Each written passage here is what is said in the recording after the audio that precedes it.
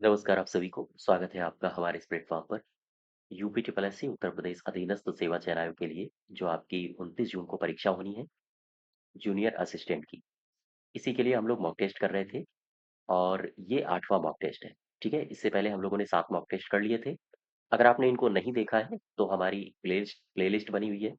आप इसमें जाके ये सारे के सारे मॉक टेस्ट के डिस्कशन देख सकते हैं। अगर आप चाहते हो कि आप इसको ऑनलाइन अटेम्प्ट करो तो आप हमारे एप्लीकेशन में और इसकी लिंक आपको डिस्क्रिप्शन बॉक्स में मिल जाएगी। तो एप्लीकेशन में आके आप इसको ऑनलाइन अटेम्प्ट कर सकते हो। ठीक है, चलिए शुरू करें। क्वेश्चन नंबर पहले से।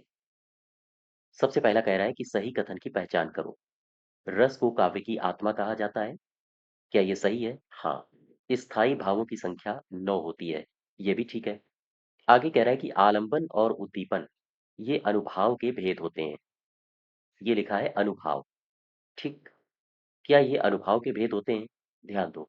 आपने रस की निष्पत्ति पढ़ा था। अगर आपने पढ़ा होगा तो रस निष्पत्ति के तत्व कौन-कौन से थे? रस निष्पत्ति के तत्व ये कौन-कौन से थे? आपने स्थायी भाव पढ़ा होगा, ठीक? इसके अलावा विभाव पढ़ा होगा, विभाव क्या होता है?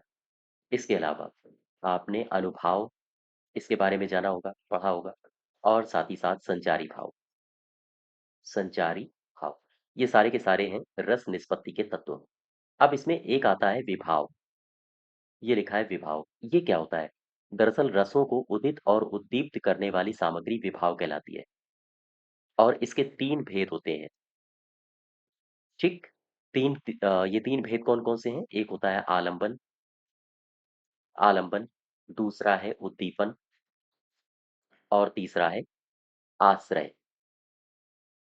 अब यहाँ पर आओ ज़रा वापस अपने क्वेश्चन में। कह रहा है आलंबन और उद्दीपन, ये किसके भेद हैं? ये अनुभाव के भेद हैं? नहीं, ये हैं विभाव के भेद, विभाव के। तो 1 और 2 केवल सी पार्ट इसका सही हो जाएगा। नेक्स्ट देखो दूसरा नंबर। दूसरे में कह रहा है निम्नलिखित में से कौन-सा समूह है जो अनुपम का पर्यायवाची है? अनुपम का पर्यायवाची कौन है? अपूर्व है, अनोखा है, अतुल है। हाँ, यही सही है। अच्छा, इसमें अगर हम आपसे पूछें कि मुझे बताओ एक शब्द मैंने लिखा दुर्जन, इसके कौन-कौन से पर्याय हो सकते हैं? तो आपने दुष्ट पढ़ा होगा या फिर धूर्त, ये सारे के सारे दुर्जन के हैं। एक शब्द है पिशुन, बहुत पूछा जाता है एग्ज़ाम में। खल, ये भी दुर्जन का ही पर्याय है। सज्जन, मैं लिख रहा हूँ असज्जन, ये भी दुर्जन का ही है और साथ ही साथ संत, संत नहीं असंत, ये सारे के सारे दुर्जन के पर्याय हैं। अब आ जाओ तीसरे नंबर में। तीसरा क्या कह रहा है? इला चंद्र जोशी, इनका उपन्यास मुझे बता दो कौन सा है? ध्यान देना। इला चंद्र जोशी के कौन-कौन से उपन्यास हैं? यहाँ पर देखो, मैं लिख रहा हूँ इला चंद्र जोशी। इनके कौन-कौन से उपन्यास हैं? सबसे पहले आपने पढ़ा होगा जहाज का पंछी, जहाज का पंछी, इसके अलावा सन्यासी, ठीक? और कौन-कौन से हैं? जैसे लज्जा, जैसे पर्दे की रानी, पर्दे की रानी, ये भी इन्हीं का उपन्यास है। मुक्ति पथ, ध्यान दें, मैंने मुक्ति बोध नहीं लिखा है। अगर ये लिख के आ जाए मुक्ति बोध, ये किसकी रचना है? तो ये बदल जाएगा आंसर। यहाँ आ जाएँगे जैनेंद्र और मुक्ति पथ में इलाचंद्र जोशी हैं। इसके अलावा निर्वासित, निर्वासित, ये सारी की सारी रचनाएँ हैं इलाचंद्र जोशी जी की। ठीक? अब इसमें यहाँ पर देखो ये मनुष्यानंद लिखा है। ये मनुष्यानंद किसका है? ये है उग्र साहब का। उग्र यानी कि पांडेय बेचैन शर्मा, पांडेय बेचैन शर्मा, ठीक है? और ये लिखा है फूले बिसरे चित्र, ये किसका है? ये है भगवती चरण का, भगवती चरण वर्मा जी का। आगे बढ़ो जरा। क्वेश्चन नंबर आपसे पूछ रहा है चौथा। कह रहा है फूले कास सकल मही छाई, जनु बरसा ऋतु प्रकट बुढ़ाई। इसमें कौन सा अलंकार है? इसमें है उत्प्रेक्षा। और उत्प्रेक्षा के बारे में आपने पढ़ा होगा, उपमेय में कल्पित उपमान की संभावना का वर्णन होता है यहाँ पे, उत्प्रेक्षा, ठीक है? और यहाँ पर इसमें आप जब इसका अर्थ निकालोगे, तो वर्षा ऋतु के बाद जो शरद ऋतु आती है, उसके आगमन का वर्णन किया गया है। आगे देखो जरा, क्वेश्चन नंबर 5वां। इसमें क्या कह रहा है? निम्नलिखित में से कौन सा रसराज और ललित ललाम ग्रंथ के लेखक हैं? कौन है जो रसराज और ललित ललाम जैसे ग्रंथ के लेखक हैं?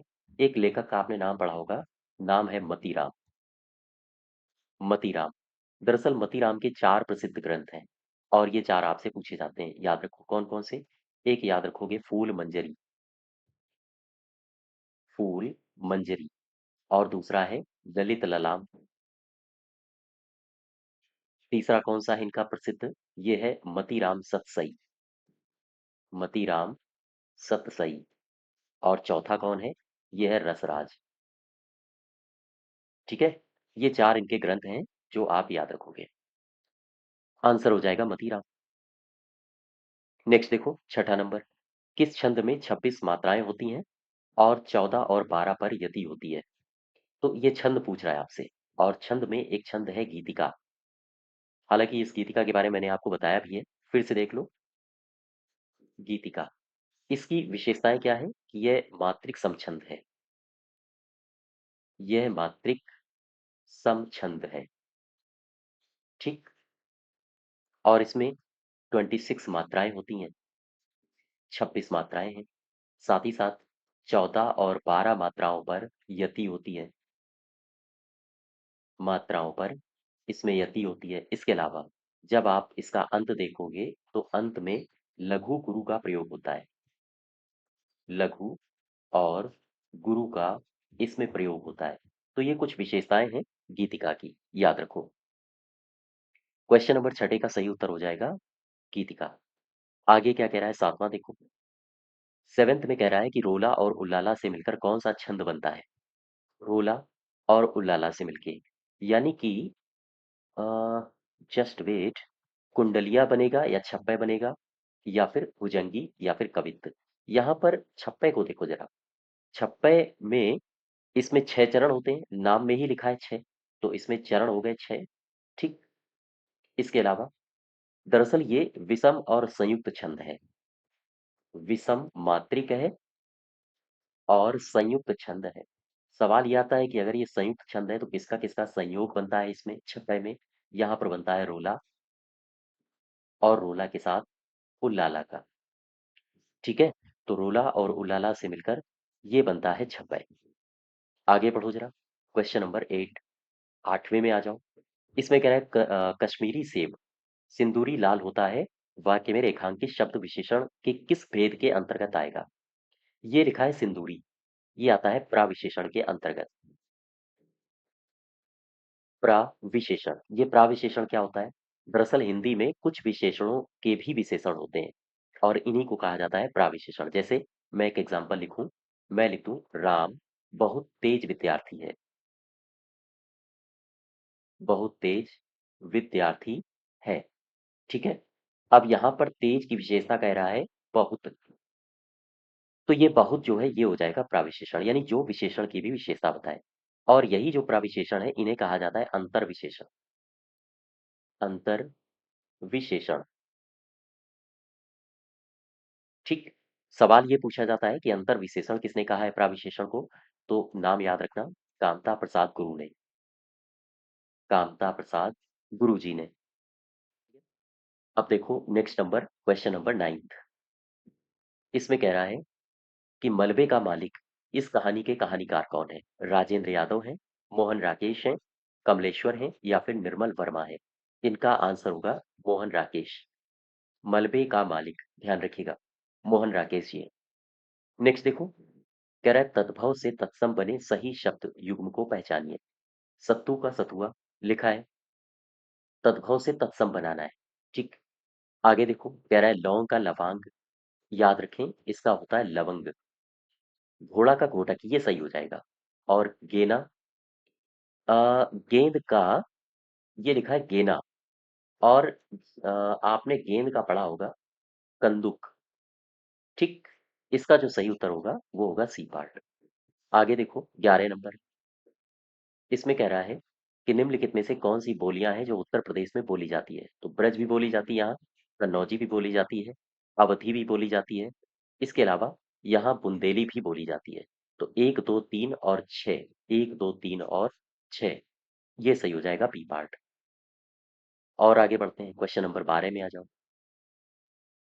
कह रहा है भारत के संविधान के किस अनुच्छेद में हिंदी को भारत की राजभाषा बताया गया है।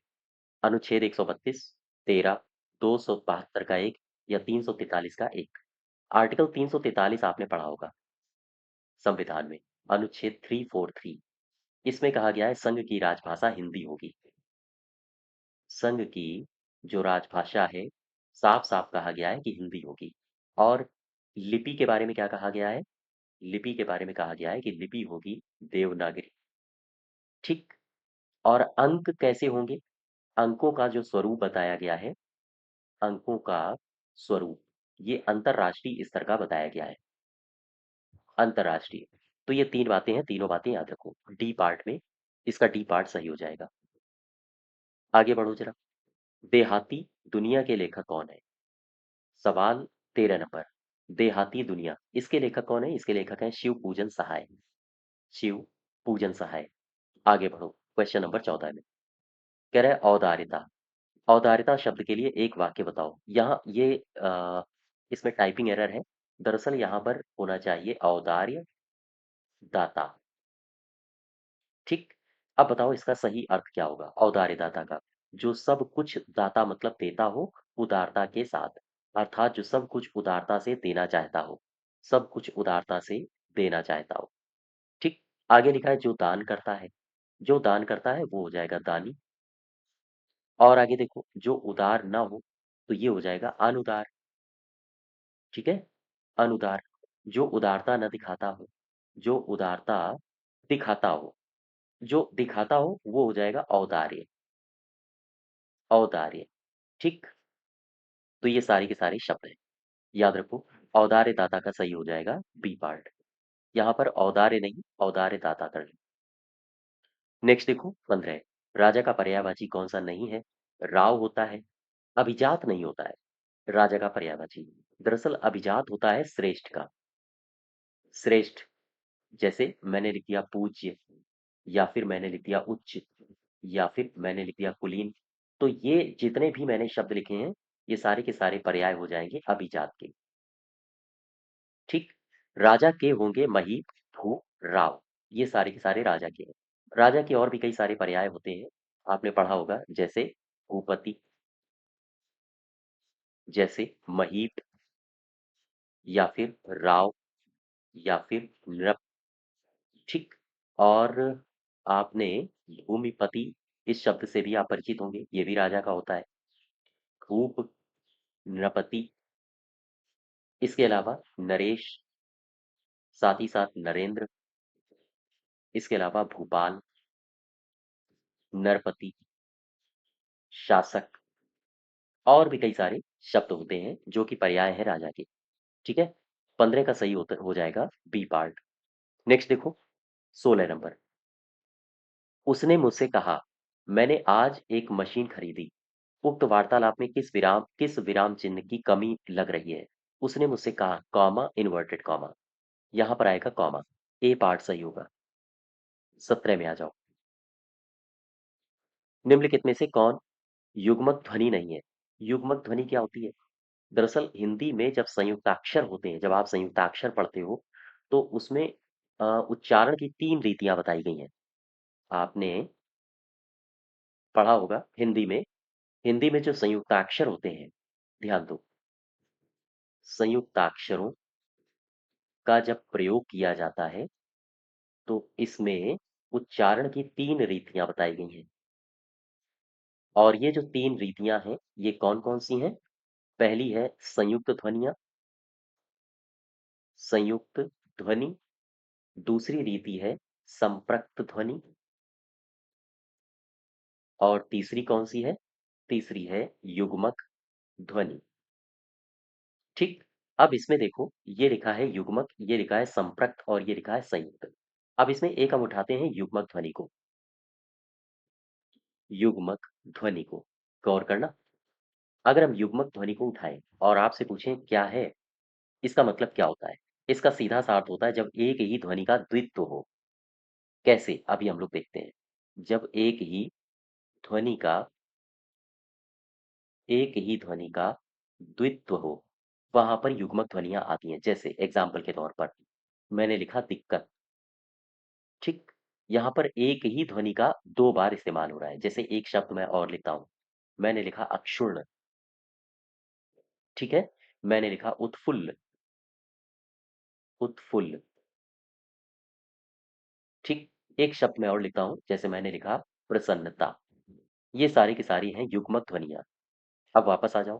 कह रहा है युग्मक ध्वनि कौन-सी नहीं है? तो दिक्कत भी है, अक्षुण्ण भी है, संबल, और ये लिखा है गप भी है, ये भी हो जाएगा युग्मक। ये लिखा है प्रसन्नता, ये भी युग्मक है। संबल नहीं होगा, ये गलत हो जाएगा। 18 में आ जाओ। 18 में कह रहा है सोद्देश्य का सही संधि विच्छेद कौन सा है? सा, धन, उद्देश्य, ठीक? साधन, उद्देश्य, 18 का डी पार्ट। 19 में आओ जरा। 19 में क्या कह रहा है? निम्नलिखित में से विलोम की दृष्टि से सही युग्म बताइए। आग्रह का विग्रह का हो जाएगा, ध्यान दो, अनुग्रह। यहाँ लिखा है अपकर्ष, अपकर्ष का क्या होगा? उत्कर्ष, उत्कर्ष। ये लिखा है जारज औरस, ये सही है। उत्सर्जन का विसर्जन, ध्यान दो। आवाहन का होता है विसर्जन, आवाहन, और सी पार्ट इसका सही हो जाएगा। आगे बढ़ो जरा, क्वेश्चन नंबर 20 में आ जाओ। चोर ने धन के लिए धारदार हथियार से व्यवसायी की गर्दन धड़ से अलग कर दी। इस वाक्य में किस कारक का इस्तेमाल नहीं हुआ है? सबसे पहले अपादान में आओ। अपादान का मतलब क्या होता है? अपादान का मतलब होता है से, यानी कि अलग होने का जब भाव हो, अलग होने का भाव, यहाँ पर होता है अपादान, ठीक? धड़ से अलग कर दी।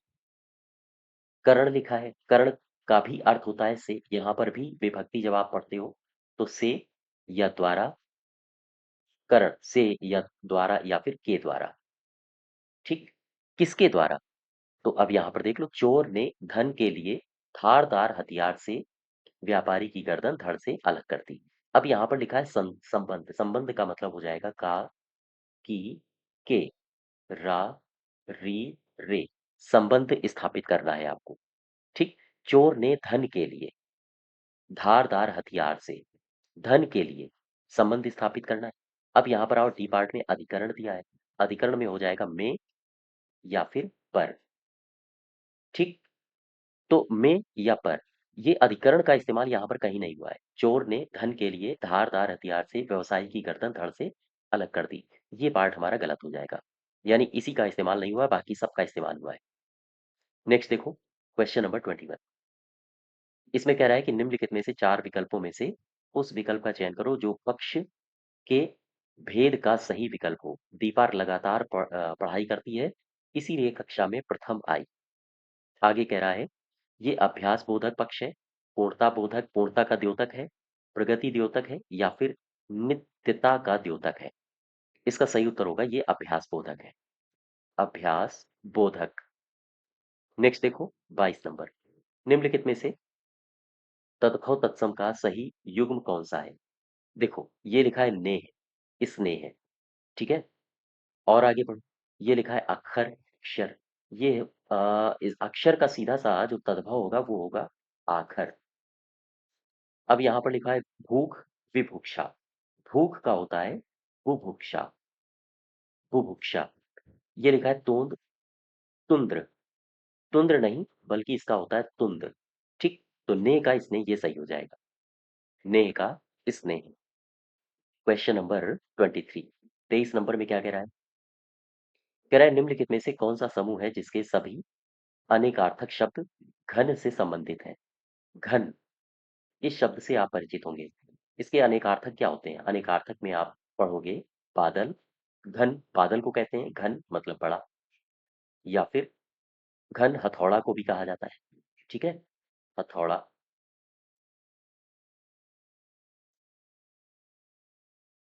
हथौड़ा, या फिर घन मतलब घना भी होता है। घना का मतलब तीन घात वाला, तीन घात वाला, जो जो लंबाई चौड़ाई ऊंचाई तीनों आ जाते हैं।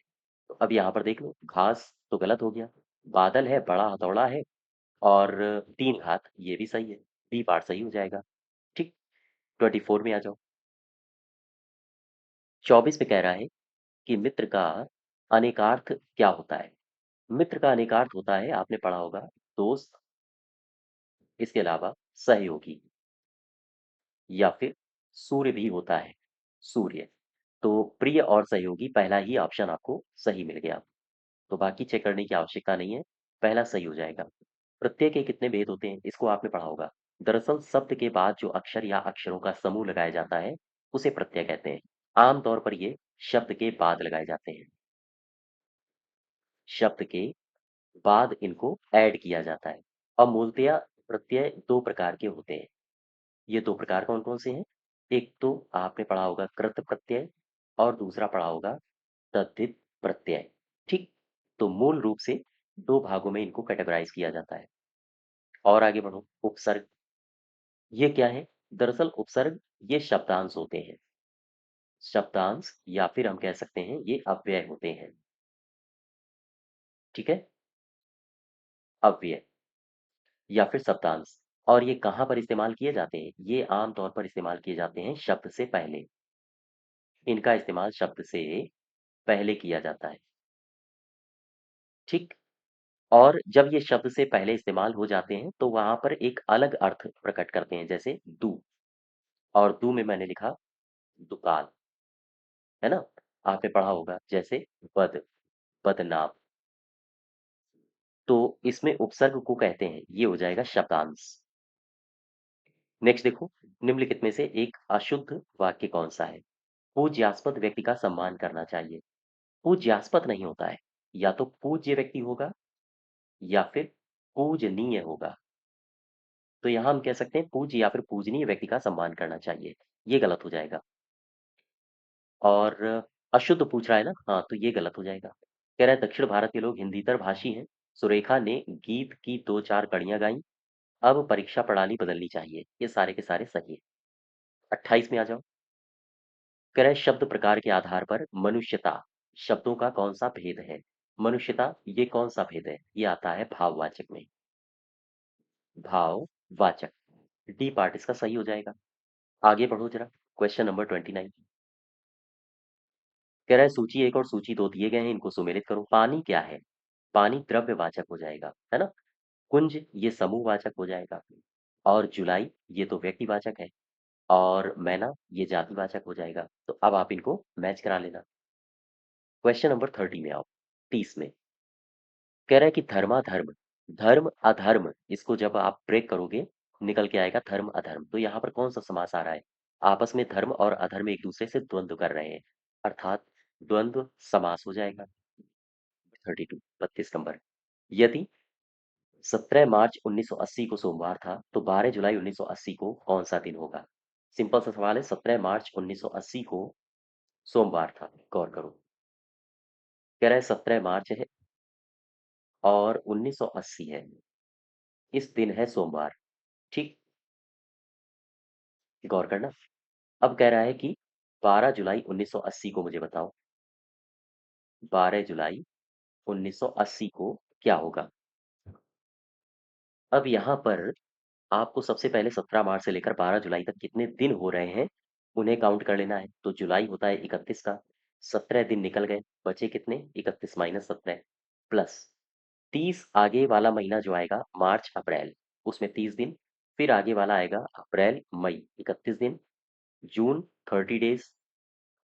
ठीक है, 30 डेज, और इसके बाद 12 जुलाई के 12 दिन। टोटल कितना हो गया? टोटल हो गया 117। 17 में इसको घटा देंगे, 117। अब यहाँ पर आओ, डेज होते कितने हैं? 7, तो 117 डिवाइड बाई 7, इसमें जो शेष बचता है उसी से मतलब रहता है, कैलेंडर आपने पढ़ा होगा। शेष कितना है? 5। सोमवार से आगे 5 दिन जोड़ लो, सोमवार प्लस 5 यानी कि हो जाएगा शनिवार। ठीक, यहाँ पर शनिवार यानी डी ऑप्शन सही हो जाएगा।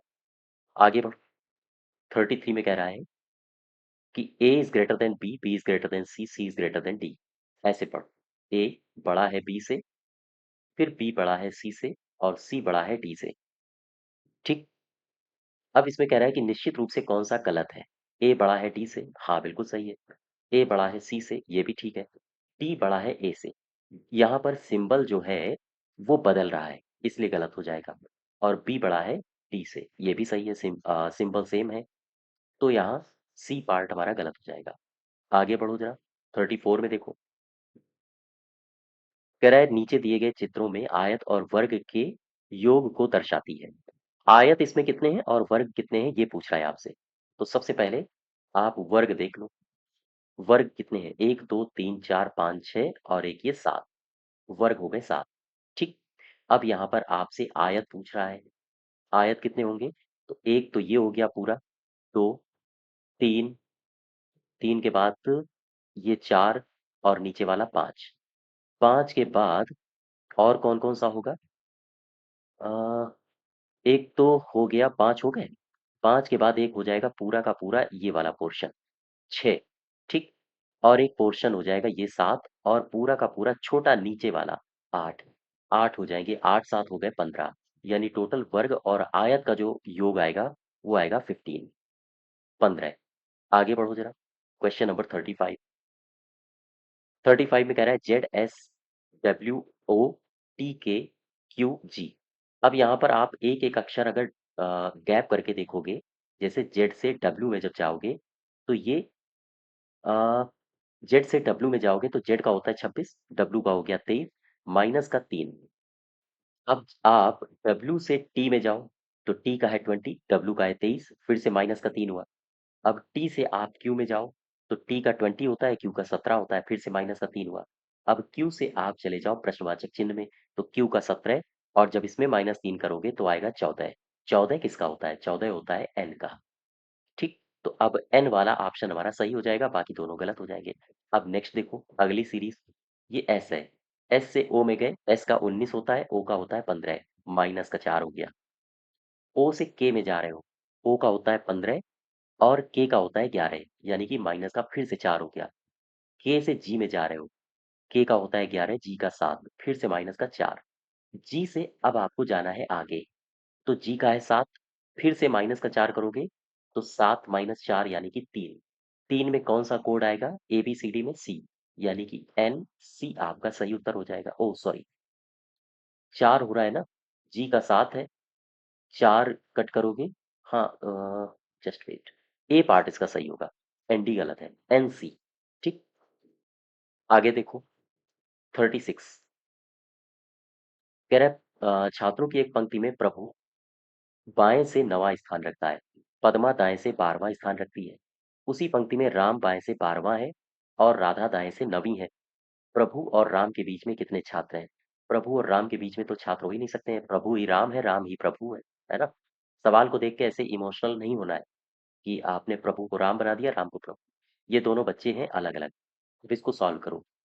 छात्रों की एक पंक्ति में प्रभु बाएं से 9वां है, बाएं से 9वां, गौर करना। जस्ट वेट, मैं यहाँ पर लिख लेता हूँ पहले। प्रभु की लोकेशन क्या है, बाएं से 9, और राम की लोकेशन क्या है, क्योंकि बायां आप ले रहे हो तो अगर टोटल प्रभु और राम के बीच छात्र निकालने हैं तो प्रभु और राम को ही लेना पड़ेगा। राम पंक्ति में बाएं से 12वां है, राम है बाएं से 12। अब यहाँ पर आओ, ये एक पंक्ति है। ठीक। प्रभु बाएं से 9वां है, मान लेते हैं इधर से ये प्रभु है और ये 9th पर है। राम बाएं से 12वां है, इधर से ही राम है 12 नंबर पर, ये राम है, ये 12 पर आ गया। अब देखो काउंट करो इनको, 9 10 11, ये 10वां होगा, ये होगा 11वां, तभी तो राम 12वां होगा। तो राम और प्रभु के बीच में कितने हैं, एक और दो ही तो बचे। देख लो ऑप्शन, 18 तो गलत हो जाएगा, 21 भी गलत होगा, 24 भी गलत होगा, 22 भी गलत होगा। आंसर होगा केवल और केवल 2। 37 देखो, 37 में कह रहा है कि संख्या है 3 2 1 4 6 5 9 8 7 में कितने अंकों की स्थिति वही रहेगी जब अंकों को आरोही क्रम में व्यवस्थित किया जाए। देखो, 3 है, 2 है, 1 है, 4 है, 6 है, 5 है, 9 है, 8 है और 7 है, यानी 1 से लेकर टोटल 9 तक है। तो अब इनको आरोही क्रम में सजा दो। एक यहाँ आएगा, दो, तीन, चार, पाँच, छः, सात, आठ, नौ। अब देखो किनकी किनकी स्थिति वही है। कौन अपनी स्थिति से नहीं हिला है? दो पहले भी यही था, दो अब भी यही है। एक तो ये हो गया। चार पहले भी यही था, चार अब भी यही है। दूसरा हो गया। आठ पहले भी यही था, आठ अब भी यही है। तो टोटल है तीन। तीन की स्थिति नहीं बदली जाएगी। ठीक। कितने अंक हैं जिनकी स्थिति वही रहेगी? एक, दो और ये तीन। क्वेश्चन नंबर 38 में देखो। 38 कह रहा है 8 मित्र हैं A B C D E F G H. एक गोल घेरे केंद्र की तरफ मुंह करके बैठे हैं। अब यहाँ पर 8 मित्र पहले बना लो। गौर करना। ये मान लेते हैं एक गोल मेज है। दो, दो, चार, दो, छः, दो, आठ। ये इस तरह से एक दूसरे के आमने सामने बैठ जाएंगे। कह रहा है कि डी बी व जी के बीच में बैठा है। डी जो है वो बी और जी के बीच में बैठा है। हो सकता है जी यहाँ पर हो सकता है जी यहाँ पर। कुछ कंफर्म नहीं है तो फिर हम दोनों कंडीशंस ले रहे हैं। आगे देखो। एफ ए और एच के बीच में है। अब कह रहा है एफ जो है वो ए और एच के बीच में है। ठीक। तो एक काम करते हैं। मैं यहाँ पर कहीं भी लिख लेता हूँ। सपोज करो मैंने यहाँ पर एच लिख लिया और यहाँ पर ए लिख लिया। ठीक है। अगर कुछ दिक्कत होगी तो मैं आगे इसको फिगर को चेंज कर दूंगा। ये मान लेता हूँ। तो कह रहा है कि एफ ए और एच के बीच में है तो अब यहाँ पर हो जाएगा एफ। आगे देखो। ई ए के दाईं ओर से दूसरे स्थान पर है। ए के दाईं ओर, ए का दायां क्या होगा? ए का दायां होगा एंटी क्लॉकवाइज। तो कह रहे ई ए के दाईं ओर से दूसरा है एक, तो यहाँ पर हो जाएगा ई। दूसरे स्थान पर है। अब यहाँ कौन बचा? यहाँ कौन बचा? यहाँ बचा केवल और केवल ए हो गया, बी हो गया, सी। सी नहीं बचा, हाँ सी बचा। अब कह रहा है कि ए की स्थिति क्या है? ए की लोकेशन क्या है? बताओ। एफ के बाईं ओर है? नहीं, एफ के दाईं ओर है। ए गलत हो गया। ई और एफ के बीच में है? नहीं, सी और एफ के बीच में है, ये भी गलत हो गया। एफ के दाईं ओर है? हाँ, एफ के दाईं ओर है, ये सही है। तो सी पार्ट इसका सही हो जाएगा। ठीक। आगे बढ़ो। 39। क्वेश्चन नंबर 39 में देखो। 5:35। ये लिखा है 5 और आगे लिखा है 35। 5 से 35 कैसे बना? 5 मैंने लिया और इसके आगे की एक विषम संख्या यानी 7 ले लिया और इन दोनों का मल्टीप्लाई आ गया 35। ठीक है। अब यहाँ पर देखो क्या आएगा। जैसे पहला ऑप्शन मैंने उठाया 11 है, तो 11 से 35 तो नहीं बन पाएगा, तो ये तो ऑप्शन गलत हो गया। अब आगे देखो। नेक्स्ट ऑप्शन बी नंबर 7 है। 7 से 77 कैसे बनेगा? तो मैंने 7 लिया और इसके आगे की जो विषम संख्या है 9, इनका मल्टीप्लाई करेंगे तो 63 आएगा, है ना? ये भी गलत हो गया। 3 अट्ठे 24, विषम ले रहे हैं तो ये भी गलत हो जाएगा। 9 5 45, आगे की ले रहे हैं तो ये तो पीछे की हो जाएगा, ये भी गलत हो जाएगा। एक काम करो। ये 5 था, ये 7 है। हम ये 7 विषम ले लो या फिर आप इसको अभाज्य भी तो कह सकते हो। ये अभाज्य संख्या है। ऐसे ही 7 है और 7 के साथ हम ले रहे हैं अभाज्य संख्या। अभाज्य कौन सी है? 11। अब इनका मल्टीप्लाई करोगे 77 आ जाएगा। तो आपको दी गई संख्या और उसके आगे की अभाज्य संख्या लेनी है। आपको एक संख्या और उसके आगे की अभाज्य संख्या लेनी है। यानी कि बी पार्ट इसका सही हो जाएगा। ठीक है। 40 में आ जाओ। 40 कह रहा है एक कोड प्रणाली में गरिमा गरिमा का दिया है 7 2 5 4 3 2। टीना का दिया है 6 4 8 2। कह रहा है कि मार्टिना का क्या होगा? MARTINA। एम का क्या है? एम का है 3, तो यहाँ 3 लिख दो। ए का क्या है? ए का है 2, तो यहाँ 2 लिख दो। भाई ए का 2 ही तो है, ये देखो। अब ये लिखा है आर। आर का क्या है? 1 2 3, ये 4, तो 1 2 3 4, आर का हो जाएगा 5, यहाँ 5 लिख दो। टी का क्या है? टी का है 6, तो यहाँ 6 लिख दो। आई का है 4, आई का 4, तो यहाँ 4 कर दो। अब आगे लिखा है एन। एन का हो जाएगा 8। ठीक। ए का क्या होगा? ए का होगा 2, तो यहाँ 2 कर दो। अब ये आ गया आपके पास एक संख्या 32 56 482। 32 56 482, ए पार्ट इसका ठीक हो जाएगा। आगे देखो 41। दिए गए प्रश्नों को पढ़ें और निर्णय लें कि निम्नलिखित में से कौन सा प्रश्न का उत्तर देने के लिए पर्याप्त है। लैला के पास 8 जोड़े मोजे हैं। उसके पास सफेद मोजे कितने हैं? नीले मोजे के जोड़े 3 हैं। तो सफेद पूछ रहा है तो नीले से मतलब ही नहीं है। 3 अलग-अलग रंगों के मोजे हैं। ये गलत है। पूरे ऑप्शंस गलत हैं। क्यों? क्योंकि ये जो आपसे पूछा है सफेद मोजे कितने हैं, इसका उत्तर देने के लिए ना तो 1 पर्याप्त है, ना ही 2 पर्याप्त है और अगर इनको ऐड भी कर दोगे तब भी पर्याप्त नहीं है। इसका डी पार्ट सही होगा। ठीक है? 41 का। अब आगे बढ़ो 42 में। इसमें कह रहा है कि दिए गए प्रश्नों को पढ़ें और निर्णय लें कि निम्नलिखित में से कौन सा कथन प्रश्न का उत्तर देने के लिए पर्याप्त है।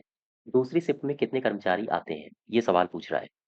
कर्मचारियों की कुल संख्या है कितनी? 30। ठीक है। कर्मचारियों की कुल संख्या का 1/3 पहली शिफ्ट में आते हैं।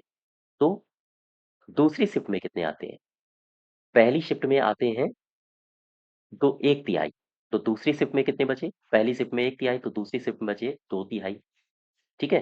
टोटल है 30। इसका 2/3 निकाल लो। 10 यानी कि 20। टोटल 20। तो आपसे पूछ रहा है कि दूसरी शिफ्ट में कितने कर्मचारी आते हैं? तो दूसरी शिफ्ट में हो जाएंगे 20। अर्थात 1 और 2 को अगर हम मिला दें तो हमारा उत्तर निकल आएगा। कथन 1 और 2 एक साथ पर्याप्त होंगे। ठीक। अब आ जाओ 43 में।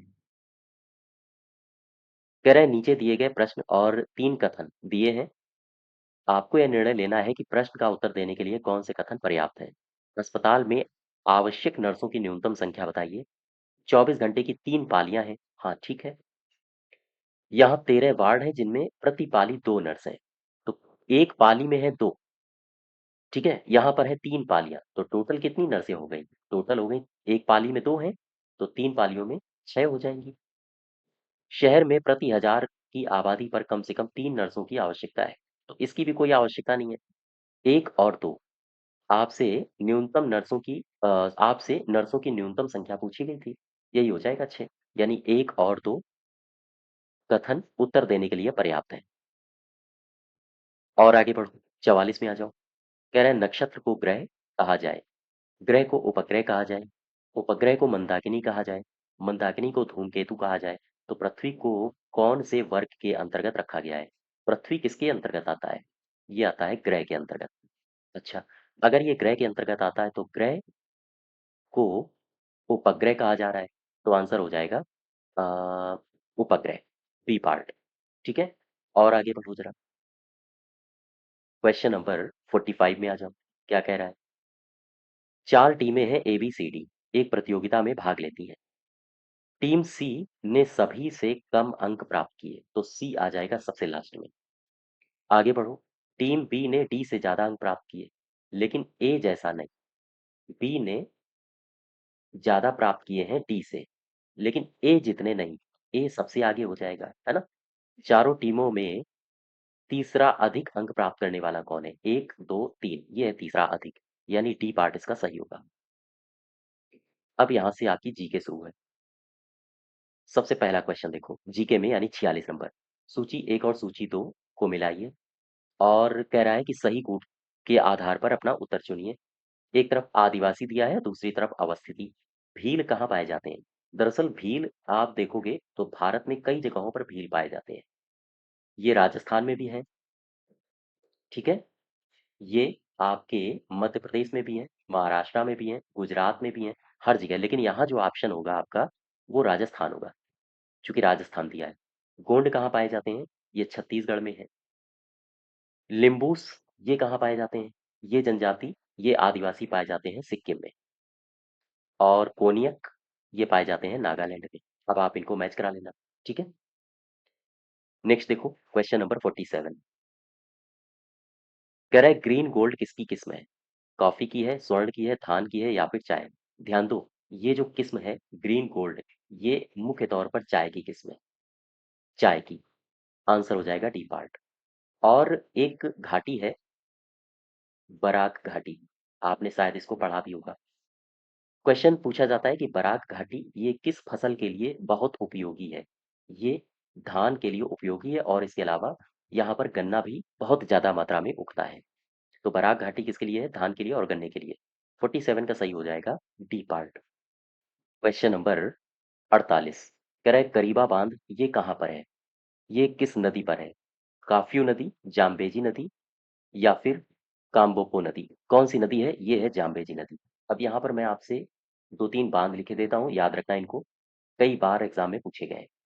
सबसे पहले तो करीबा, करीबा बांध। अच्छा, ये जो बांध है कहाँ पर है?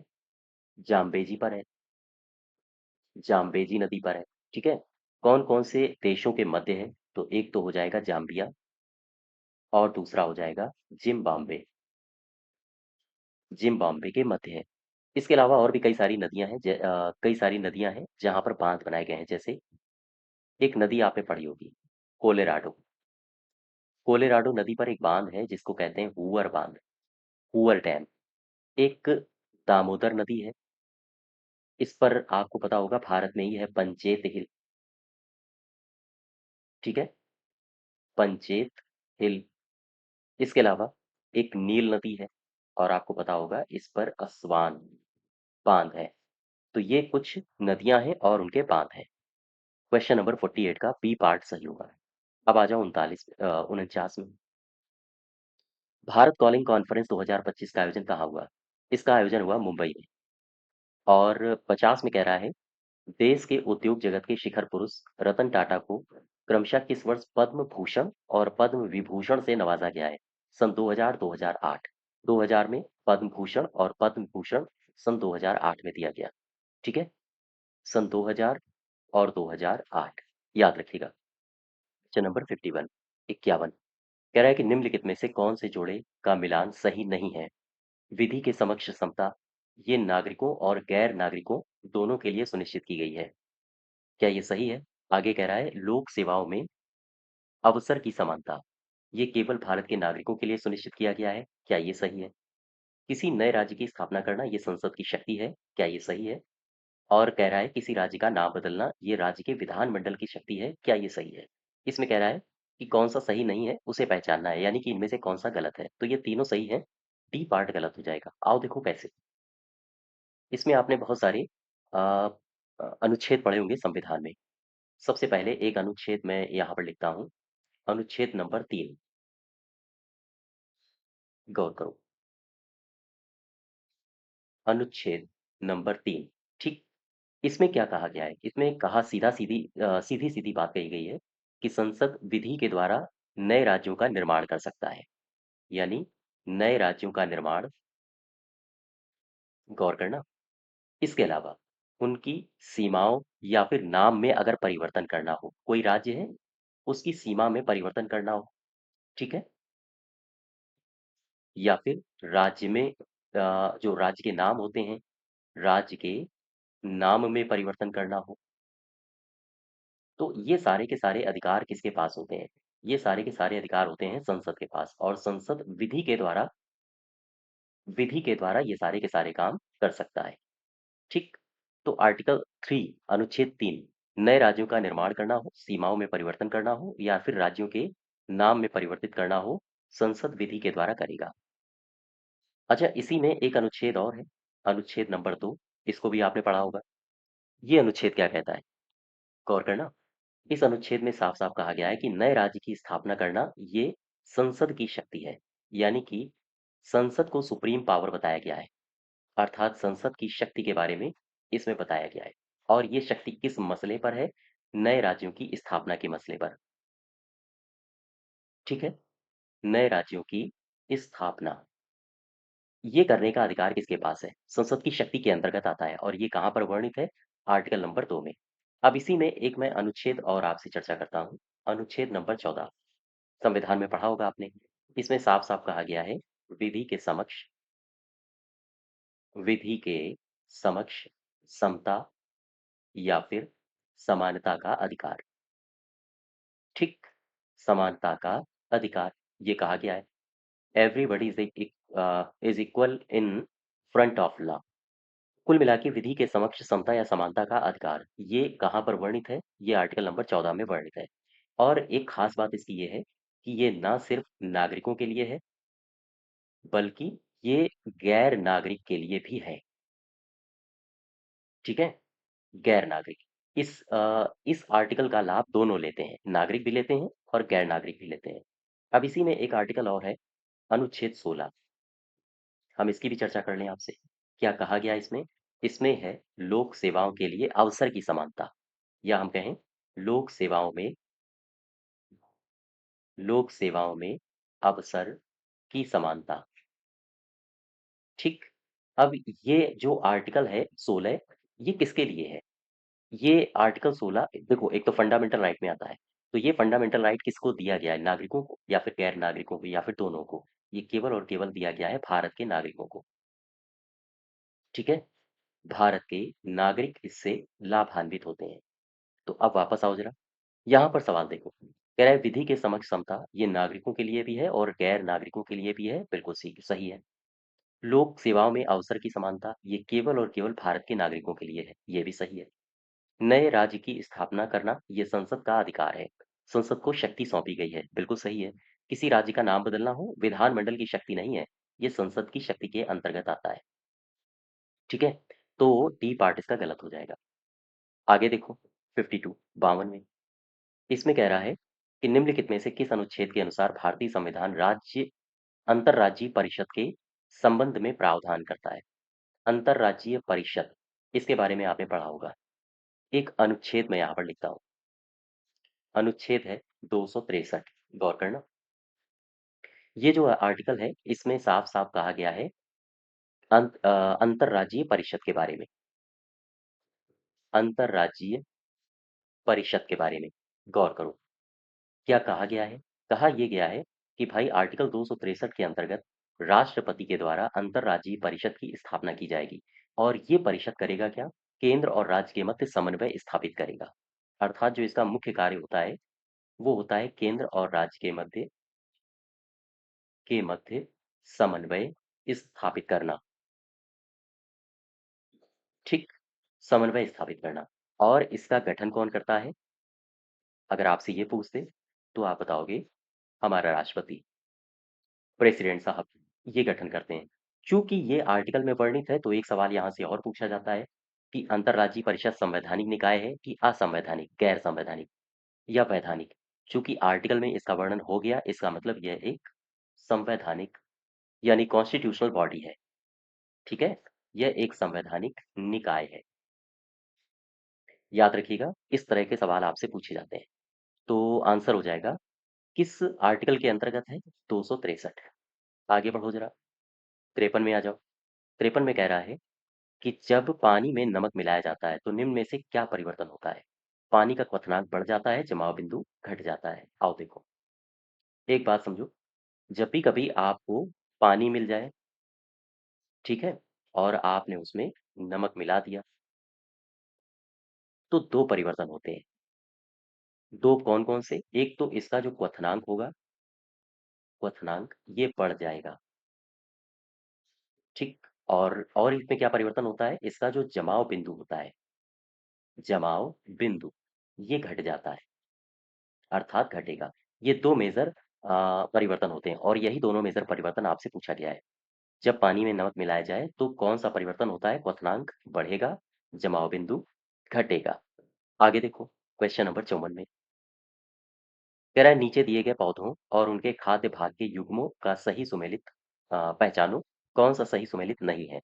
अदरक का हम प्रकंद भाग खाते हैं, प्याज का मांसल पर्ण खाते हैं, आलू का मूल है, मूल मतलब जड़, और नारियल भ्रूणपोष है। कौन सा है इसमें गलत? ये है आलू। आलू का मूल नहीं होता है। दरअसल आलू का जो खाने वाला भाग होता है वो होता है कंद, यानी जो रूपांतरित तना होता है, रूपांतरित तना, हम इसको खाते हैं। ठीक है? एक मैं दो सवाल आपसे पूछता हूँ, यहाँ पर आओ। ये दो सवाल हैं भिंडी से। ये भी सवाल आपसे पूछे गए हैं, गौर करो। ये मैंने लिखा भिंडी। अब मुझे बताओ ये कैसा है पौधा? पुष्पीय पादप है या फिर कोई और पौधा है? तो याद रखो, यह पौधा एक पुष्पीय पादप है। पुष्पीय पादप। क्या मुझे बता सकते हो इसका वैज्ञानिक नाम क्या है? इसका वनस्पति नाम क्या है? वनस्पतिक नाम पता है आपको? बताइए मुझे कमेंट बॉक्स में। चलिए, क्वेश्चन नंबर, अब आ जाओ 55 में। 55 में क्या कह रहा है? इसमें कह रहा है निम्नलिखित में से कौन सी जैव विविधता के संरक्षण के लिए महत्वपूर्ण रणनीति है? जैव मंडल रिजर्व है, वनस्पति उद्यान है, राष्ट्रीय पार्क है या फिर जंगली जंतु अभयारण्य है? याद रखो ये होता है जैव मंडल रिजर्व। अब सवाल ये आया कि जैव मंडल रिजर्व, एक मुझे कार्यक्रम याद आ रहा है, जरा यहाँ पर आओ ब्लैक बोर्ड में। एक मुझे कार्यक्रम याद आ रहा है, कार्यक्रम का नाम है राष्ट्रीय जैव मंडल, राष्ट्रीय जैव मंडल। इस तरह के कार्यक्रम आप अगर फॉरेस्ट गार्ड वगैरह की तैयारी कर रहे हैं, जो वन से संबंधित हैं, ये आपके लिए महत्वपूर्ण है, याद रखिएगा। राष्ट्रीय जैव मंडल आगार कार्यक्रम, आगार कार्यक्रम। सवाल ये है कि ये जो कार्यक्रम है, राष्ट्रीय जैव मंडल आगार कार्यक्रम, मुझे बताओ इसको कब शुरू किया गया था? आप बताओगे 1986, 1986 से इसे शुरू किया गया था। ठीक।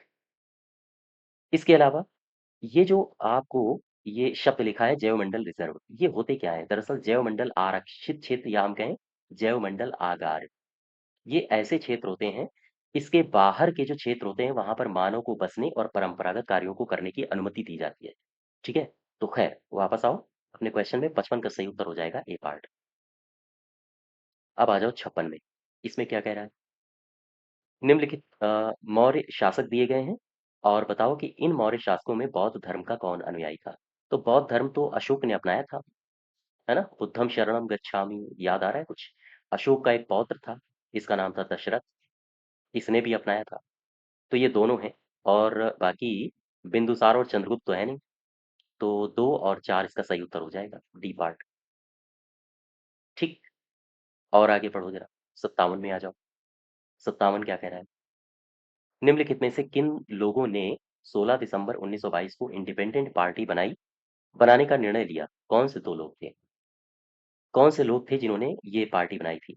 इंडिपेंडेंट पार्टी बनाने का निर्णय लिया गया था 16 दिसंबर 1922 को। लाला हरदयाल थे, मदन मोहन मालवीय थे, मोहम्मद अली जिन्ना था या फिर मोतीलाल नेहरू थे? कौन थे? इसमें थे मदन मोहन मालवीय और एक शख्स थे मोतीलाल नेहरू। तो 2 और 4, ये पार्ट सही होगा। अच्छा, इसी में मुझे लगे हाथों 2 प्रश्न और बताओ। मैं सवाल पूछता हूँ मदन मोहन से, मदन मोहन मालवीय। गौर करना। मुझे ये बताइए मदन मोहन मालवीय ने एक तो बीएचयू की स्थापना करी थी, याद आ रहा है? कब करी थी बता सकते हो? 1916 में। और एक इन्होंने स्थापित किया था, ये संस्थापक थे हिंदू महासभा के, हिंदू महासभा, इसके भी ये संस्थापक थे। अच्छा, एक पार्टी मुझे और याद आ रही है, कौन सी? स्वराज पार्टी। शायद इसके बारे में आपको भी जानकारी होगी। स्वराज पार्टी, क्या बता सकते हो इसको कब किसने इस्टेब्लिश किया था? बस इतना बता दो। नाम है मोतीलाल, एक तो है मोतीलाल नेहरू और दूसरे हैं CR दास।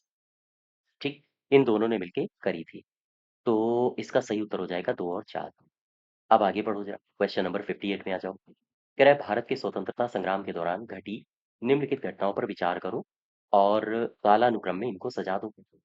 ये लिखा है चौरी चौरा हिंसा। चौरी चौरा कब हुआ था? ये हुआ था 1922 में। अब लिखा है मॉर्ले मिंटो सुधार। मॉर्ले मिंटो सुधार का मतलब ये कब आया था? 1909 में। दांडी यात्रा ये शुरू हुई थी 1930 में, 1930 में। और मॉन्टेग्यू चेम्सफोर्ड रिफॉर्म आया था 1919 में। अब यहाँ मैंने सारे के सारे ईयर्स लिख दिए हैं, अब इनको आप मैच करा लेना। ठीक है। चौरी चौरा 22 में हुआ, मॉर्ले मिंटो ये 1909 में हुआ, दांडी यात्रा 1930 में हुई और चेम्सफोर्ड सुधार आया 1919 में। नेक्स्ट देखो 59। 59, सही कथन का चुनाव करो।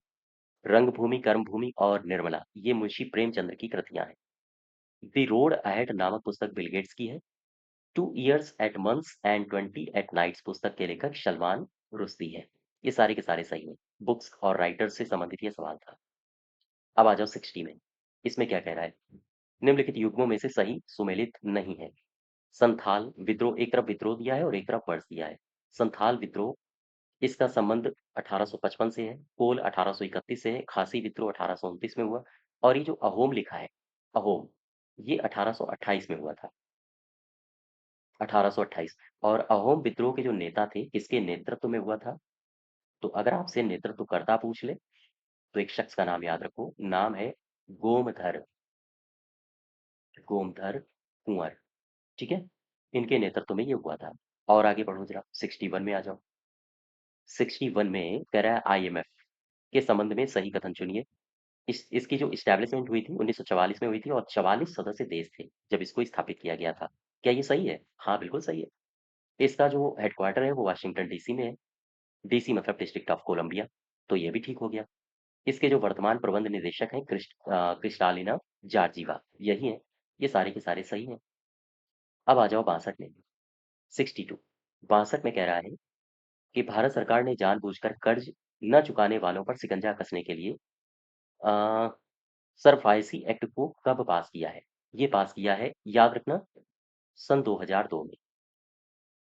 2002। 63 में कह रहा है कि निम्नलिखित में से कौन सा ऐसा मुस्लिम शासक है जिसने तीर्थ यात्रा कर समाप्त कर दिया था? ये एक उदार शासक था। इसका नाम है अकबर। कहते हैं कि अकबर की जो नीतियां थी वो काफी उदारवादी थी और इसने बहुत सारे काम किए थे, जैसे 1562, आपको ईयर याद होगा अगर आपने पढ़ा होगा, दास प्रथा पर इसने गहरी चोट की थी। इसके अलावा 1563, ठीक एक साल बाद, इसने तीर्थ यात्रा कर पर गहरी चोट की। और इसके बाद 1564 में इसने एक काम और किया था, जजिया कर, इस पर भी गहरा प्रहार किया था। तो ये बहुत सारे और भी काम हैं जब हम लोग मिडावल हिस्ट्री पढ़ेंगे, मध्यकालीन भारत, तो वहां पर इनको सबको डिस्कस करेंगे। इसका उत्तर हो जाएगा अकबर। आगे बढ़ो जरा, 64 में आ जाओ। इसमें कह रहा है कि आकार के आधार पर घटते क्रम में सजाइए इनको। और ये सारे के सारे आपको ग्रह दिए हैं। बृहस्पति दिया है, अरुण दिया है, पृथ्वी दिया है और शनि दिया है। आकार के आधार पर घटते हुए, यानी सबसे बड़ा पहले आएगा, फिर जैसे आरोही अवरोही आपने पढ़ा होगा, है ना? तो अब यहाँ पर सबसे बड़ा कौन है? ऑप्शन के आधार पर बृहस्पति आ जाएगा। ठीक। इसके बाद कौन आएगा? इसके बाद आ जाएगा शनि महाराज, शनि महाराज, और फिर अरुण देव। इसके बाद आ जाएंगी पृथ्वी माता। तो ये आपका क्रम बनेगा। अब आप मैच करा लेना।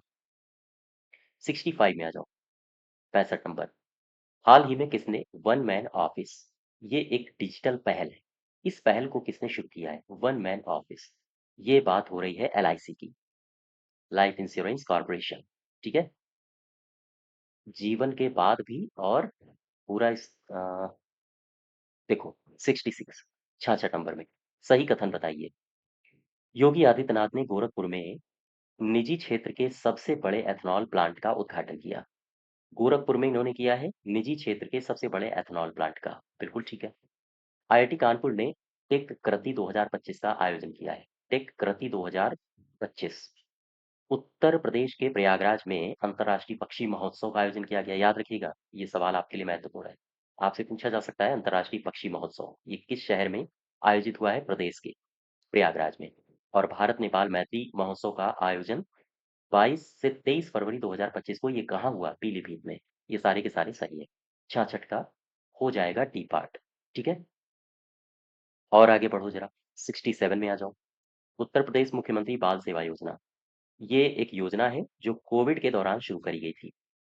और इसमें जब कोविड में कई सारे बच्चों ने अपने माता पिता को खो दिया था, तो ऐसे बच्चे जिन्होंने अपने माता या फिर पिता या फिर दोनों को खो दिया हो, उन बच्चों के लिए इस योजना को शुरू किया गया था। तो कह रहा है कि बजट 2025-26 जो अभी फरवरी में पेश किया गया था सरकार के द्वारा, इसमें कितना रुपया आवंटित किया गया है? 252 करोड़। अच्छा जी, ये जो योजना है इसमें दो तीन बातें याद रखना। मुख्यमंत्री बाल सेवा योजना, मुख्यमंत्री बाल सेवा योजना। ठीक। सबसे पहले मुझे दो तीन बातें बताओ कि ये शुरू कब की गई? 2021 में। 2021 से इसे शुरू किया गया। और ये कौन से साल के बच्चों को कवर करता है? ये योजना 0 से 18 साल तक के बच्चों को इस योजना के अंतर्गत लाभ दिया जा रहा है। कितना रुपया दिया जाता है? 4,000 रुपया प्रति माह बच्चों या फिर उनके गार्जियन को दिया जाएगा। इतना रुपया वित्तीय सहायता दिया जाता है। ठीक है, यहाँ तक बात समझ पा रहे हो? वापस आ जाओ अपने क्वेश्चन में। 67 का बी पार्ट हो जाएगा। अब आ जाओ 68, 68। निम्नलिखित में से ई पहलों में सही मिलान करो। कोशवानी, राज्य में वित्तीय गतिविधियों की जानकारी इसके माध्यम से मिलती है। भूलेख खनिज प्रबंधन प्रक्रियाओं को सुव्यवस्थित करना, ये गलत हो जाएगा। फिर लिखा है सेवा मित्र, खरीदारों और विक्रेताओं के लिए बड़ी और कृषि भूमि से संबंधित जानकारी, ये भी गलत है। माइन मित्रा दैनिक कार्य, माइन मित्रा का होगा खनिज से संबंधित, है ना? ये डी पार्ट भी गलत हो गया। कह रहा है ई पहलुओं में सही मिलान कौन सा है? तो ए वाला सही हो जाएगा। आओ देखो, दो तीन बातें मैं आपको बताता हूँ। सबसे पहले कोषवाणी।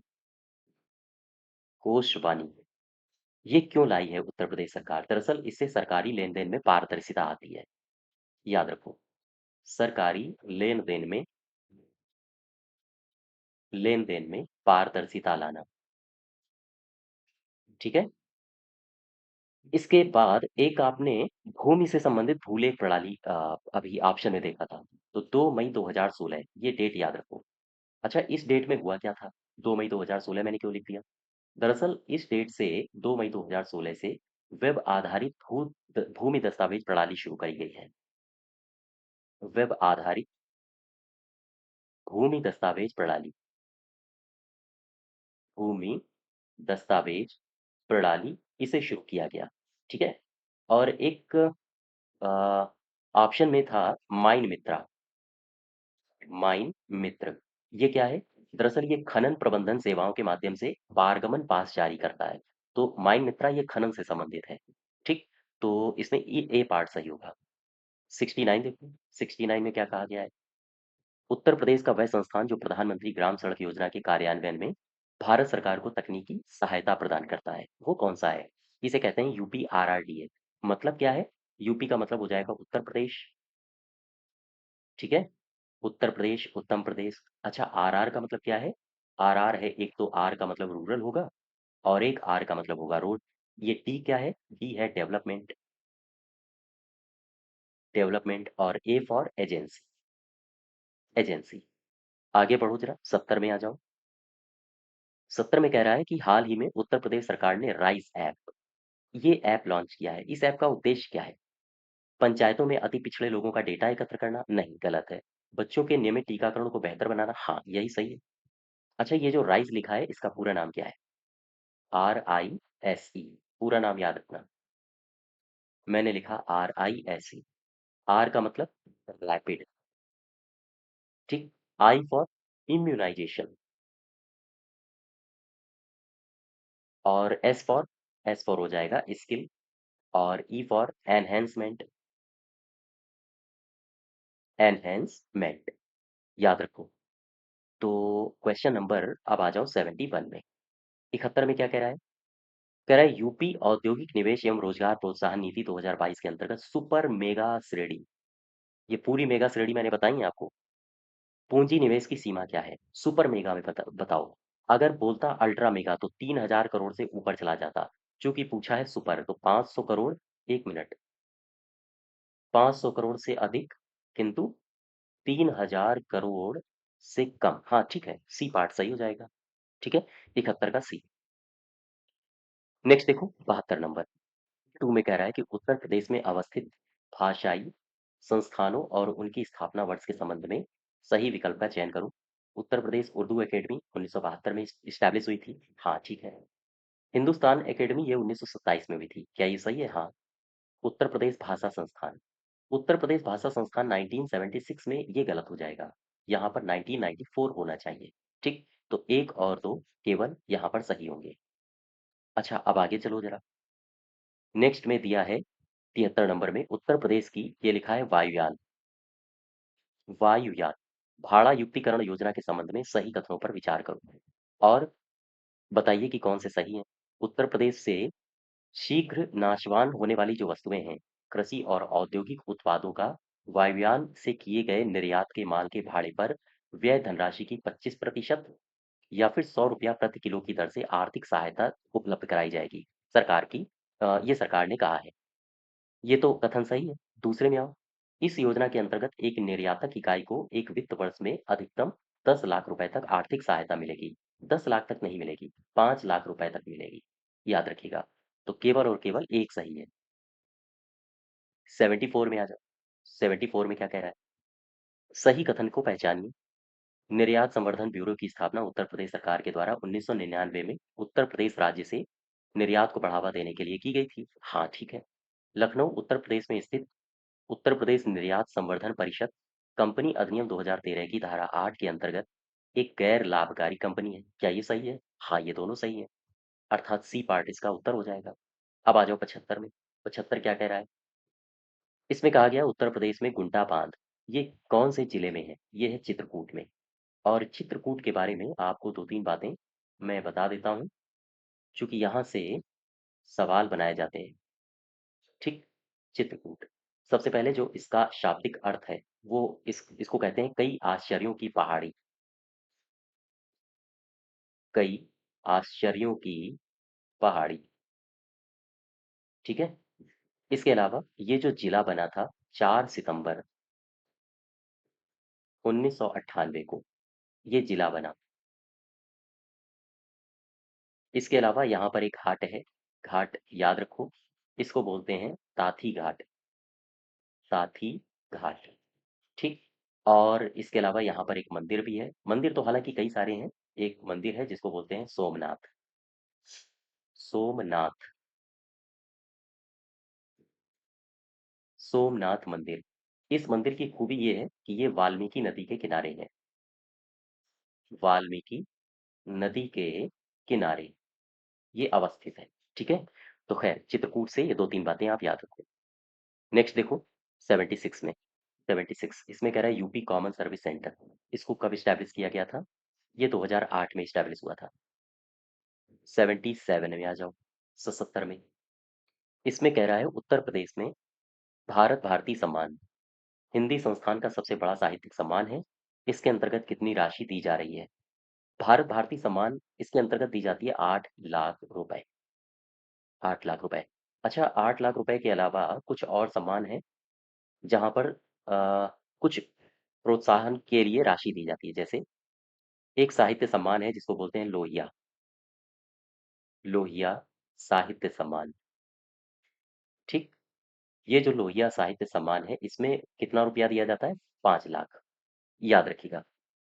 इसके अलावा आपने हिंदी गौरव हिंदी गौरव सम्मान ये उत्तर प्रदेश में दिया जा रहा है, इसको भी पढ़ा होगा। इसमें भी 5 लाख रुपए दिए जाते हैं।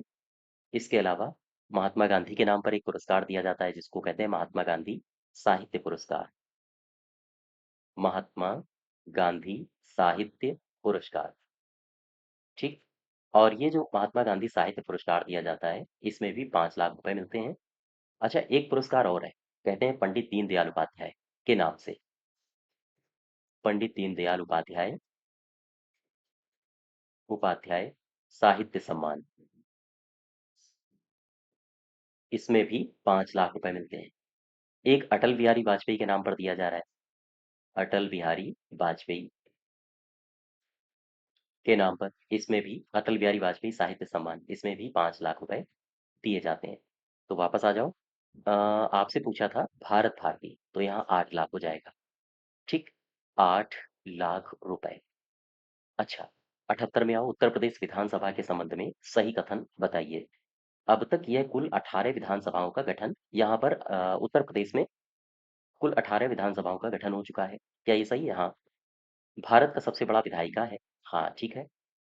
वर्तमान में विधानसभा में जो विपक्ष के नेता हैं गोपाल यादव जी नहीं है, ये है माता प्रसाद। माता प्रसाद पांडे, ये है विपक्ष के नेता।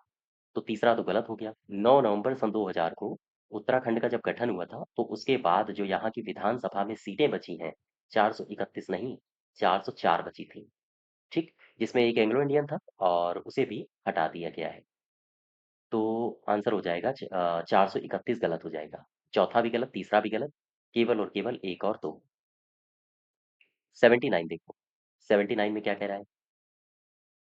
उत्तर प्रदेश के निम्नलिखित आयोगों को उनकी स्थापना के कालानुक्रम में सजाइए।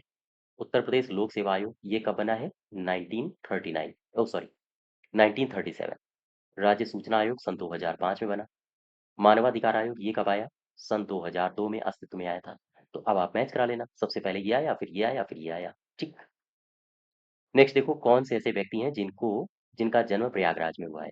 तो एक तो पुरुषोत्तम दास टंडन जी है, इनका जन्म हुआ था, मदन मोहन मालवीय जी भी हैं, दोनों लोगों का जन्म हुआ था, पहला और दूसरा। आसफ अली, इनका जन्म यहाँ नहीं हुआ था। तो आसफ अली कहाँ जन्मे थे? दरअसल ये बिजनौर के सीहोर में जन्मे थे, बिजनौर के सीहोर में। ठीक है।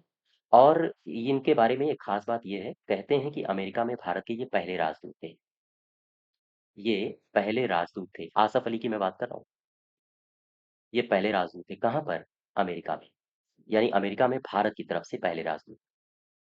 क्वेश्चन नंबर 81, इसमें कह रहा है कि उत्तर प्रदेश के किस स्थान पर दलित प्रेरणा स्थल और ग्रीन गार्डन अवस्थित है? यह गौतम बुद्ध नगर में। याद रखिएगा इसको। आगे बढ़ो जरा। क्वेश्चन नंबर 42 देखो क्या कह रहा है, सॉरी 82। तिगरी मेला ये किस जनपद में लगता है? तो ये लगता है बरेली में तो है नहीं, शाहजहांपुर में भी नहीं है, ये अमरोहा में है। अमरोहा। 83 देखो, कह रहा है सही सुमेलित करो। इसमें सही कौन सा सुमेलित है उस विकल्प को पहचानो। भारत कला भवन ये गोरखपुर में नहीं है, याद रखिएगा। तो भारत कला भवन है कहाँ पर? ये पड़ेगा आपका वाराणसी में। वाराणसी। और इसको जो इस्टेब्लिश किया गया था 1 जनवरी 1920 में, इसकी स्थापना करी गई थी। जाट रेजिमेंटल सेंटर, ये बरेली में है। बिल्कुल सही है। जवाहर प्लेनेटोरियम ये प्रतापगढ़ में नहीं है। तो कहाँ है? ये है प्रयागराज में। अच्छा यहाँ पर आओ, अंबेडकर पुलिस एकेडमी कहाँ है? मेरठ में नहीं है, ये मुरादाबाद में है। मुरादाबाद। ठीक। तो सही उत्तर हो जाएगा बी पार्ट। अब यहाँ पर आओ 84 में, उत्तर प्रदेश के किस जिले में विश्व आर्द्र भूमि दिवस का आयोजन किया गया? ये किया गया है गोंडा में, या आगरा में, या वाराणसी में, या फिर लखनऊ में। कहाँ पर किया गया? ध्यान दो, 2 फरवरी 2025 की तारीख थी। 2 फरवरी 2025। पार्वती अर्गा रामसर साइट थी। Parvati अर्गा Ramsar site. और ये कहाँ पर है? ये है गोंडा में। तो यहीं पर आर्द्र भूमि दिवस मनाया गया है। तो आंसर हो जाएगा गोंडा।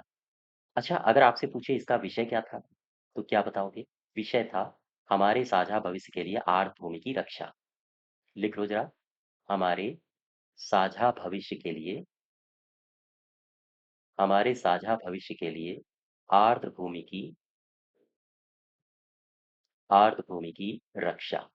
ठीक है। तो ए पार्ट इसका सही हो जाएगा। अब आ जाओ 85 में। यहाँ से 85 देखो, हाल ही में पेश किए गए बजट से मिली जानकारी के अनुसार इनोवेशन दिवस के अवसर पर यूपी स्टार्टअप संवाद और एक्सपो के आयोजन में दूसरा स्थान प्राप्त करने के लिए स्टार्टअप को कितने रुपए मिले हैं? 1 मिनट। दूसरा स्थान प्राप्त करने वाले स्टार्टअप को ये पूछ रहा है। तो देखो, पहला जिसने स्थान प्राप्त किया उसे मिला 1 लाख रुपए। जिसने दूसरा स्थान प्राप्त किया उसे मिला 75,000 रुपए। और जिसने तीसरा स्थान प्राप्त किया उसे मिला 50,000 रुपए। तो ये राशि आप याद रखो। अगर आपसे पहला पूछ ले तो 1 लाख, दूसरा स्थान पर दूसरे स्थान पर रहने वाले स्टार्टअप को कितना रुपया मिला? 75,000। और तीसरे स्थान के लिए 50,000। ठीक। नेक्स्ट देखो 86, यहाँ से आपका कंप्यूटर शुरू है। 86 नंबर, कह रहा है अभिकथन और कारण दिए गए हैं। एसएसडीज एचडीडी की तुलना में तेज डेटा एक्सेस पहुंच प्रदान करते हैं। बिल्कुल ठीक है। एसएसडीज फ्लैश मेमोरी का उपयोग करते हैं, जबकि एचडीडी यांत्रिक भागों यानी मैकेनिकल पार्ट्स पर निर्भर रहते हैं। ये भी सही है। अब ये क्या कथन, क्या कारण कथन की सही व्याख्या करता है? इनको कंबाइंड रूप से पढ़ो एक बार। एसएसडी एचडीडी की तुलना में तेज डेटा एक्सेस प्रदान करते हैं। क्यों? क्योंकि एसएसडी फ्लैश मेमोरी का उपयोग करते हैं, जबकि एचडीडी यांत्रिक भागों यानी मैकेनिकल पार्ट्स पर निर्भर रहते हैं। बिल्कुल ठीक है। यानी इसका डी पार्ट सही हो जाएगा। ए भी सही है, आर भी सही है, आर ए की सही व्याख्या भी करता है। 87 देखो यहाँ पर, पैकेट फिल्टरिंग के बारे में पूछ रहा है कि पैकेट फिल्टरिंग फायरवॉल ये काम क्या करता है। दरअसल जो पैकेट फिल्टरिंग फायरवॉल होते हैं, ये नेटवर्क सुरक्षा उपकरण होते हैं।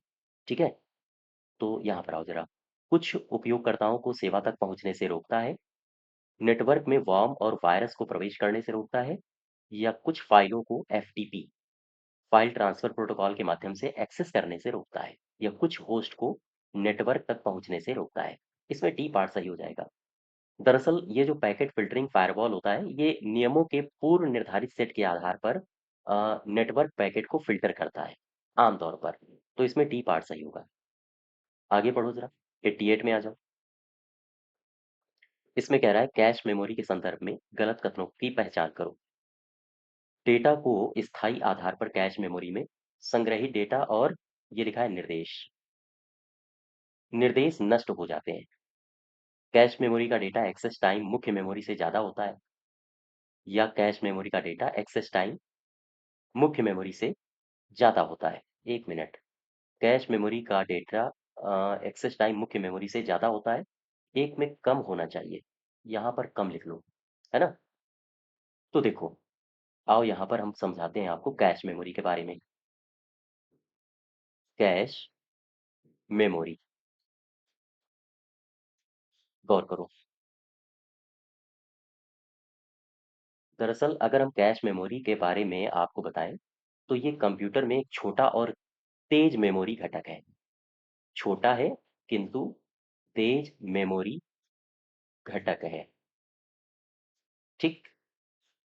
इसकी खास बात क्या है? खास बात यह है कि इसे सीपीयू की मेमोरी कहा जाता है।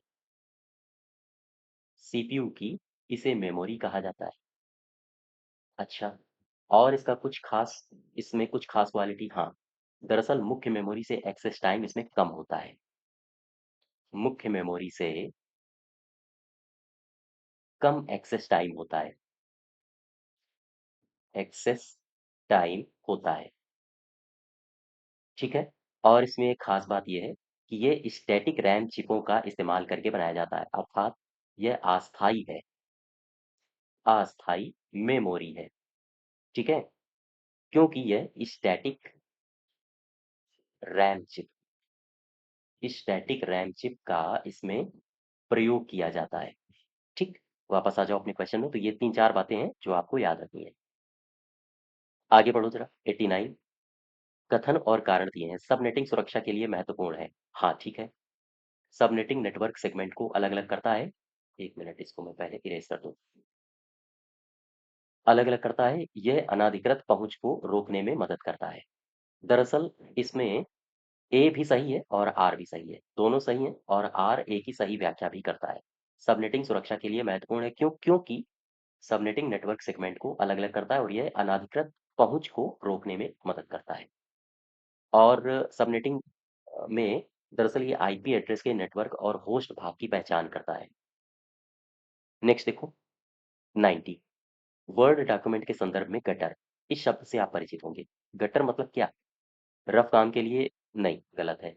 गटर मतलब जो बाइंडिंग वगैरह के लिए स्थान छोड़ा जाता है, जैसे मान लीजिए ये पेज है, यहाँ पर ऊपर स्थान छोड़ा जाता है, कभी कभी एक पेज में आपके लेफ्ट साइड में स्थान छोड़ा जाता है बाइंडिंग वगैरह के लिए।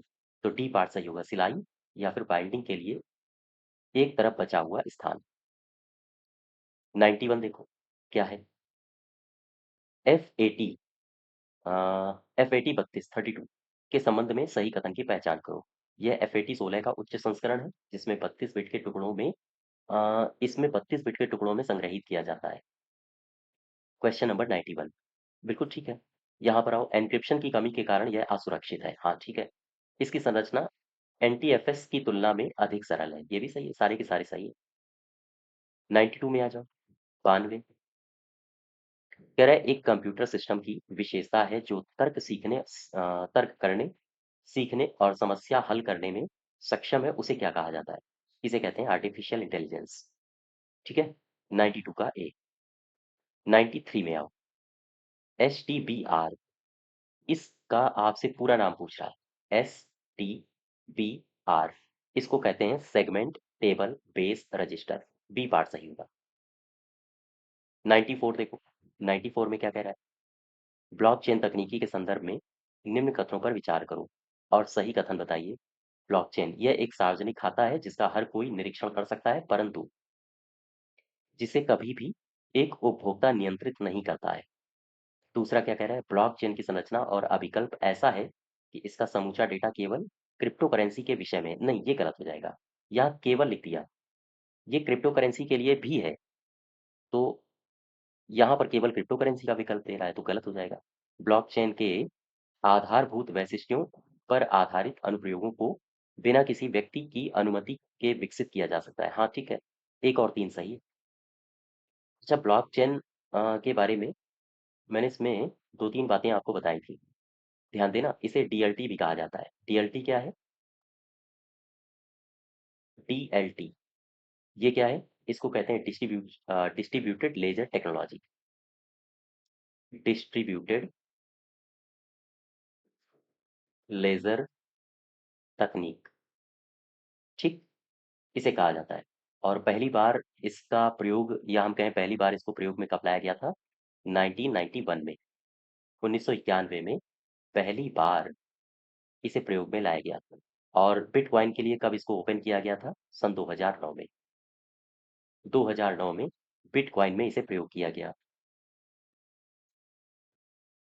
बिटकॉइन में इसे प्रयोग किया गया। ठीक है, यहाँ तक हम आपसे ब्लॉकचेन के प्रकार पूछे, मुझे बताओ ब्लॉकचेन के प्रकार मैंने कौन कौन से बताए थे, पता है आपको?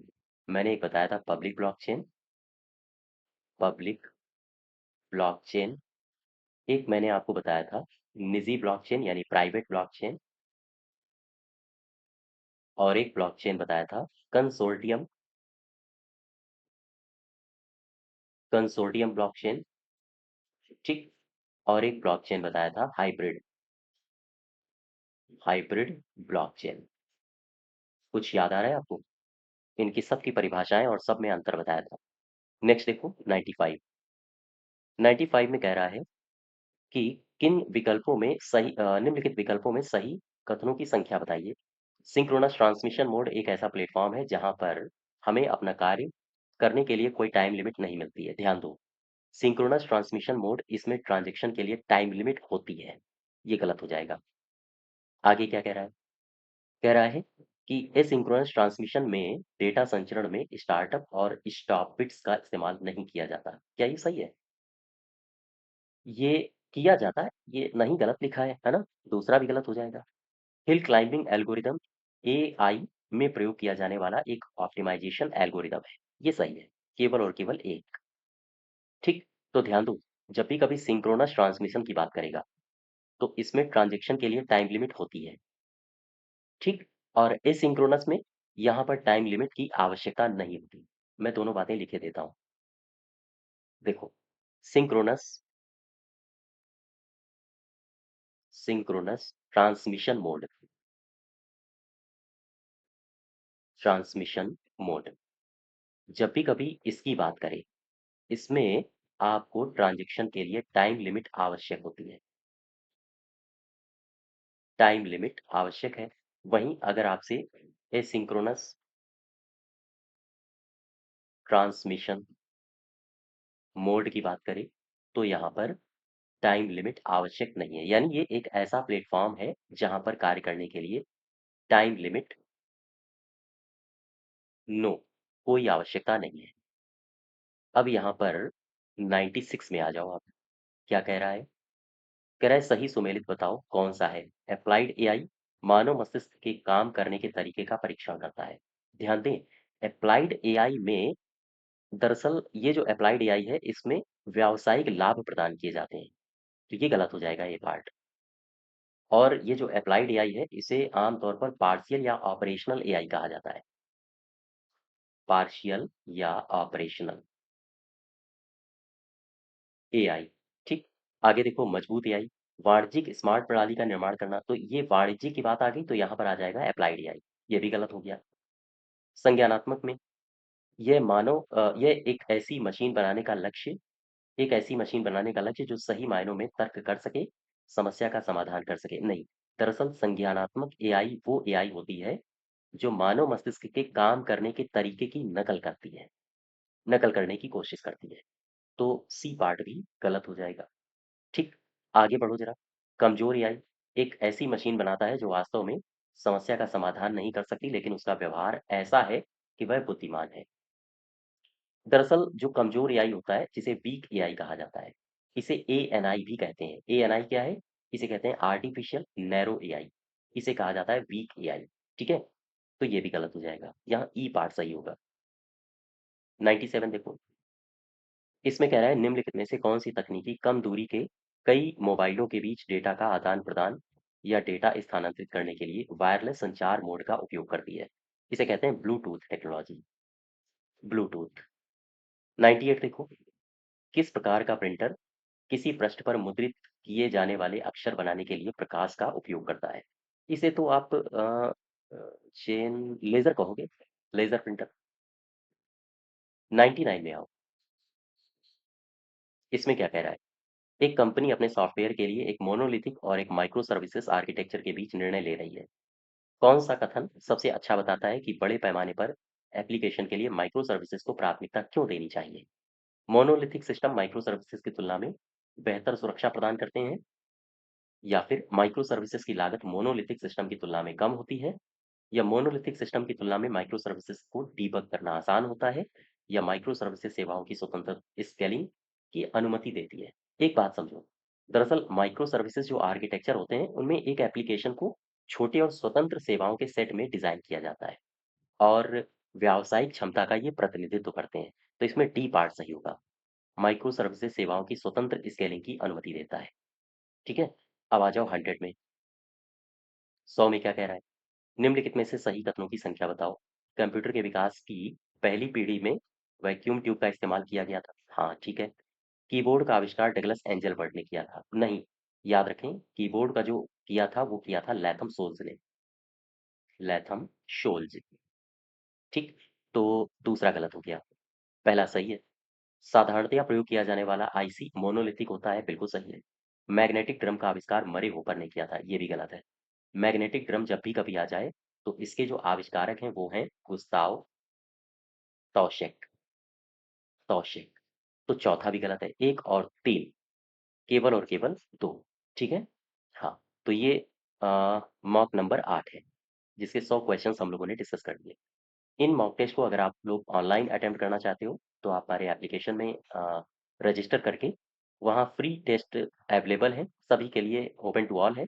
इसको सभी लोग अटेम्प्ट कर सकते हो और अपना स्कोर जान सकते हो। ठीक है। यहाँ से क्वेश्चंस आपको डायरेक्ट देखने को मिल सकते हैं, इसलिए हर एक प्रश्न आपके लिए अनिवार्य है। धन्यवाद।